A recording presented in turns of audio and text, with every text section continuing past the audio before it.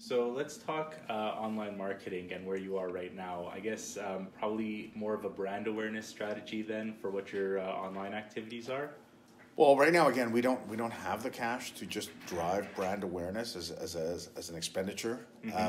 So, like BOGOs, like anything that we do, has to be directly correlated to conversion to sales. So, because we just don't have the marketing budget to just exclusively build brand. Well, even from kind of that, and I've seen, I think, blog articles on the website and recipes. So even if it's not a kind of paid spot, there's still some kind of branding going on. Yeah, we obviously have a content strategy, but that's not terribly expensive to develop the content. Right. What's expensive is to push it out. Absolutely.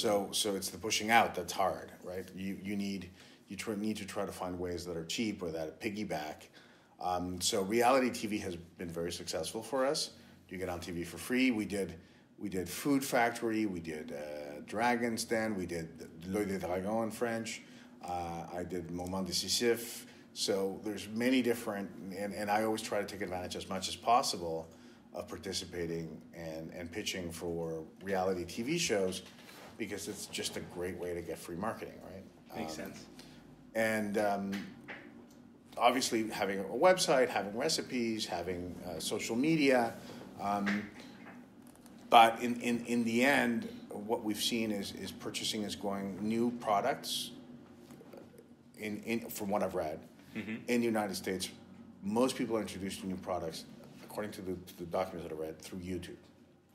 So makes a lot of sense. So if we want to penetrate the U.S. market, we have to be YouTube ready, and that means developing content. And so that's been one of our strategies: is how do we develop content in a way that we can afford to put the content out there on our YouTube channel, and then be able to use that to drive sales. But for that, we need to set up a full distribution infrastructure for online sales in the United States, and that's not that simple. So it's kind of two sides of the coin. You need to know what you have to have ready on the marketing side, and then you have to be ready on the distribution side for when that capitalize marketing push.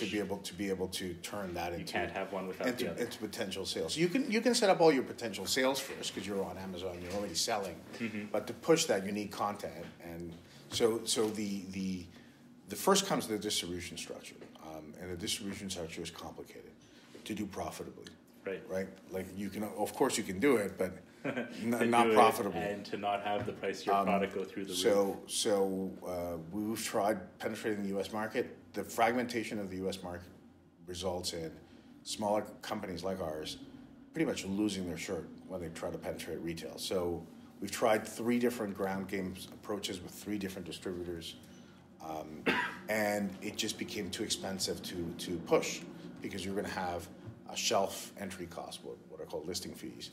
You're going to have the margin of one distributor. You're going to have margin of separate warehouses.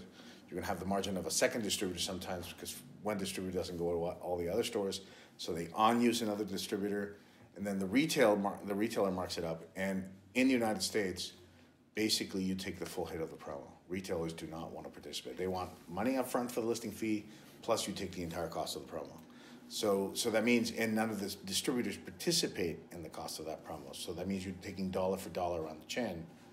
So $1 off means $1 off to you, not through the chain of distribution, right? Any coupon that WAFU offers, WAFU pays that price. Full price.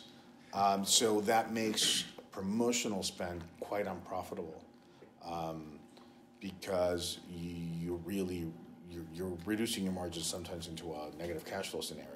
Right? To get that product into the consumer's hands. And then if you don't promote it, then what happens is there's no velocity of turn on shelf. Retailers will see it as not a successful product, and they're going to create a bad perception of the brand because it didn't move fast enough in the States. So we decided that instead of just battling it out and just throwing money at this issue, we just didn't think that we were there yet, and we just let the U.S. market go without any investment. Basically, we'll sell to whoever wants to buy from us and distributors, but we're really not pushing it because we just found it so expensive and also creating a loss for us, a cash flow cost for us that we couldn't bear as a small company.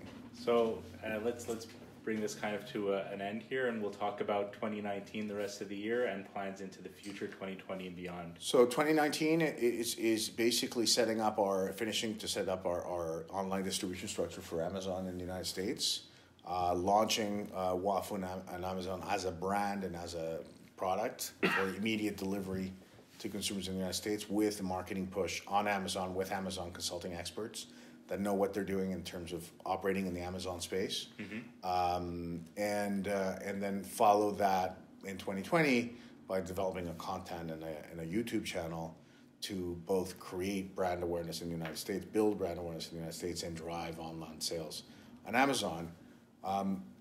And what happens when you do that successfully, you're going to get sales data. And the sales data, that is what allows you to present yourself to a retailer and say, here are my demographics, here's my sales data in your geographic space. This is why you should have my product, because the people that buy from your store are the same people that are buying online, and then within your region. And that's a much more convincing argument, right? When the buyers have never seen your product, to come in with retail data, with e-commerce sales data behind the proposition that your product would work in the stores. It's interesting to see that next step that you're already in the middle of taking has the steps 2 and 3 behind it already set up down the road. So it's been such a wonderful story, WAFU, up to this point, and I can't wait to follow it and to see what you do in the future. Thanks so much. Oh, my pleasure, and thanks for spending the time today. Thanks. So that was Gil Michel-Garcia, president of WAFU Dressing.